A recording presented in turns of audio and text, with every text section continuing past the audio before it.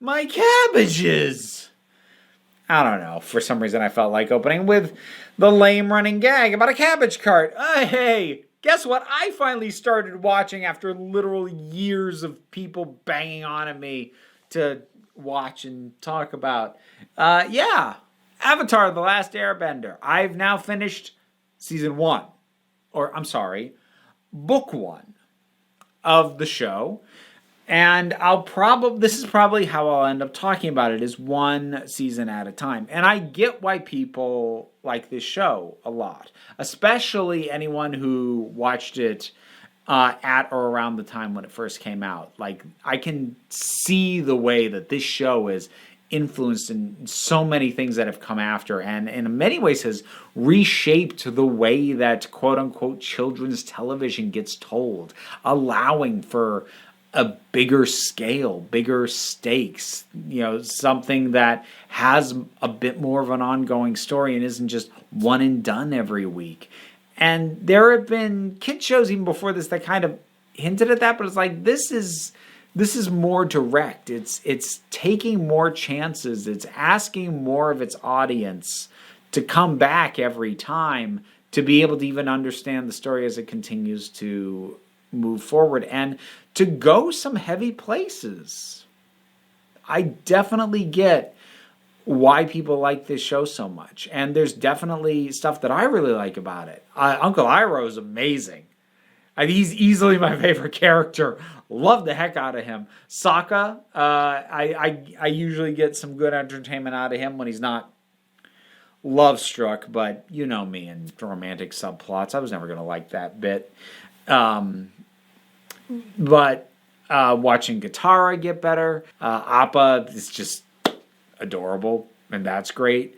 Zuko, I know Zuko has a lot of praise. He's a little one-dimensional right now, but I can already see him start to stretch out a little as a character, and I'll be very interested to see where that goes moving forward. That all having been said,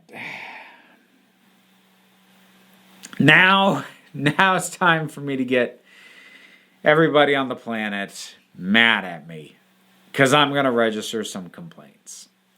And some of these are going to be unfair. I know that. I'm acknowledging that. I'm still going to make them. First of all, let's start with what I actually feel like, at least, is a fair complaint. And that is the fact that I'm sorry, and maybe it gets better later, but a lot of the voice acting is not very good. It's not terrible. It's not awful. But it ain't great. And it ain't great because they hired actual kids. And there's a reason that most kids are voice acted by adult voice actors who can emulate children's voices, because you get better delivery out of an adult actor who understands how to bring a full range of emotions to their voice, as opposed to these kids. Some are better than others. Sokka's really good. Katara's usually good. Zuko, he's decent. Like I said, he's a bit one-dimensional, but he's fine. Aang is not great. Aang is not a particularly well-voiced character. I'm really sorry.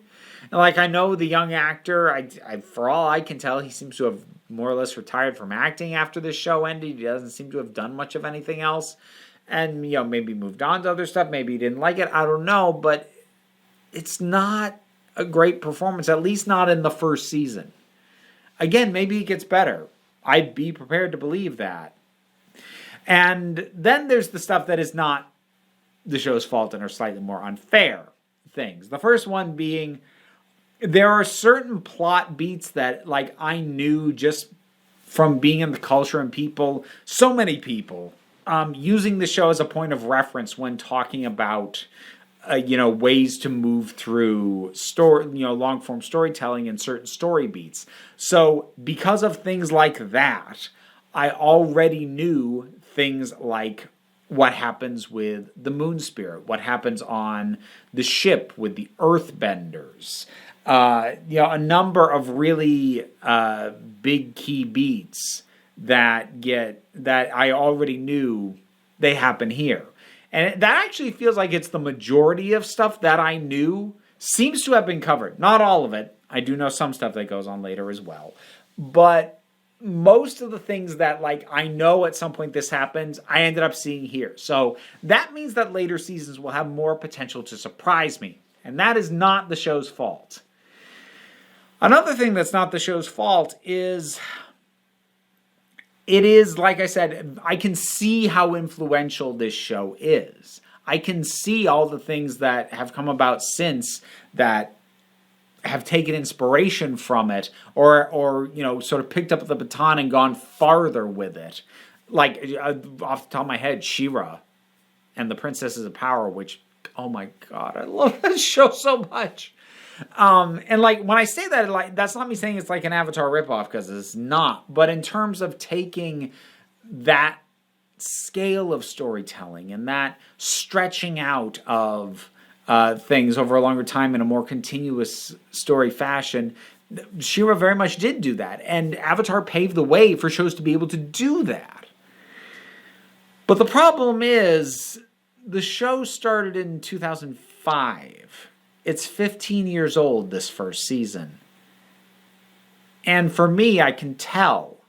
Because while it's doing a lot of stuff that is influential, it's also doing it first and in ways that later things would take up and go further with. So, to make the comparison to She-Ra, there are things that go on in episodes here. I think a lot of this has to do, honestly, just with the format. Because at the time it was coming out, it was a weekly show on a TV channel.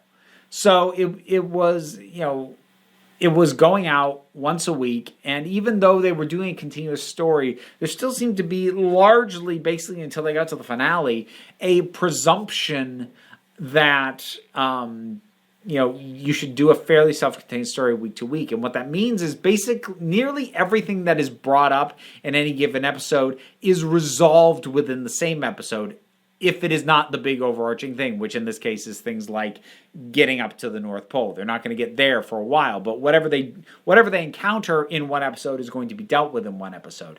And that's fine, except it's not just the plot logistics that are going to be wrapped up in one episode. It's the personal character bits that are going to get wrapped up in one episode. So, as a go-to example, Sokka is a little bit of a misogynist. He doesn't take women as warriors seriously, which he should, but he doesn't. And the episode in which that is made very clear and demonstrated, within that same episode, he meets some female warriors, gets a little bit of training from them, and now he's not misogynist anymore. Problem introduced, resolved within the same episode. And when it's a plot problem, like helping protect a town or what have you, that's fine. But when you introduce a personal character flaw that you're then going to resolve within the same half-hour episode, that's hard for me to watch, given that with things like She-Ra, I watch personal character flaws inform what these characters do for the entire run of the freaking show. To see something like this get highlighted and then resolved within one episode is frustrating. And again, I get why. I can look at the calendar and think back to 2005 and go, this still would have been pretty groundbreaking at the time, but it's hard for me to go back to. This is going to be an overly harsh comparison, but it's the one that keeps coming to my head.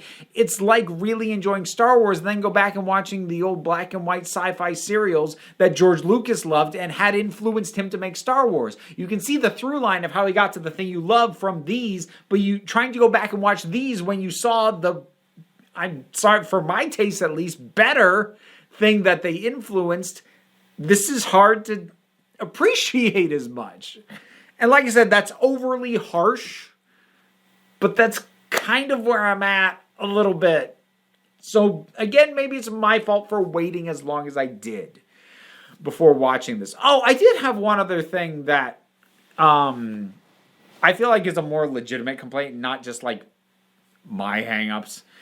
which is that, and like, but if you're this far into the review, you probably hate me anyways now, but it feels really consistent with Aang's application of violence, because there's a lot of continued emphasis on the fact that he is a vegetarian, and there are times at which he seems to go really out of his way to not be the aggressor in the fight, or even to, like, almost all of his moves in one-on-one combat are defensive or deflective. He's not launching attacks by and large. Like, he helps to ensure that Zuko isn't left behind to die. But then he does stuff like bury a whole bunch of foot soldiers in an avalanche. And I don't know if they thought they could get away with it because it's a cartoon, but I'm sorry, those guys are all dead. They're all dead. Or, the bombs being dropped and Aang helping to orchestrate and plan this stuff. I'm like, no, those Fire Nation soldiers are dead. Which I wouldn't have a problem with.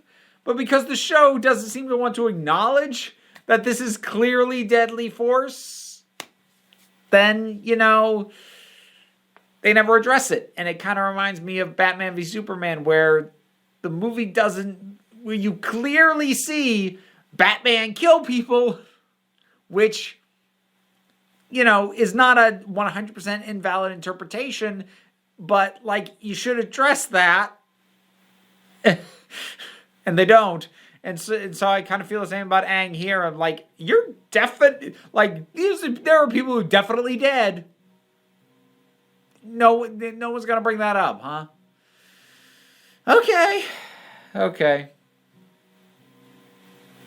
Everyone's going to hate me now. I'm pretty sure I spent more time complaining than praising this thing. I'm sorry. Look, I'm going to keep watching. I am enjoying, and I'll feel much better knowing that I've watched it. I have a strong feeling that I'm going to have a better shot at connecting with Legend of Korra than with Avatar.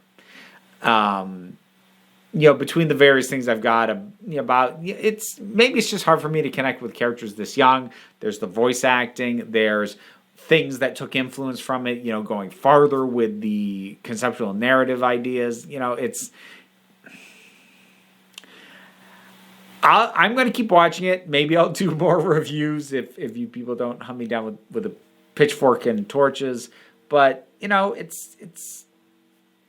is what it is. I cannot suddenly make it 2005. I cannot make myself 23 years old watching it for the first time. I can't. I can only watch with the perspective I have. This is what you're stuck with. I'm sorry. Your thoughts on how I am wrong and terrible and the worst human being in the world because I don't worship at the altar of Avatar: The Last Airbender, at least not season 1. Whatever your thoughts are on how I should be punished for my hubris, drop them down in the comments. Let's talk about it. Usual stuff: like, share, subscribe. There's the Patreon. It's what pays my bills and keeps this whole thing going. If you still feel like I should earn money after I've put this out there, oh God! But also no pressure, because I try and take a relaxed attitude around here. So just come on back next time you need a break. Don't hurt me.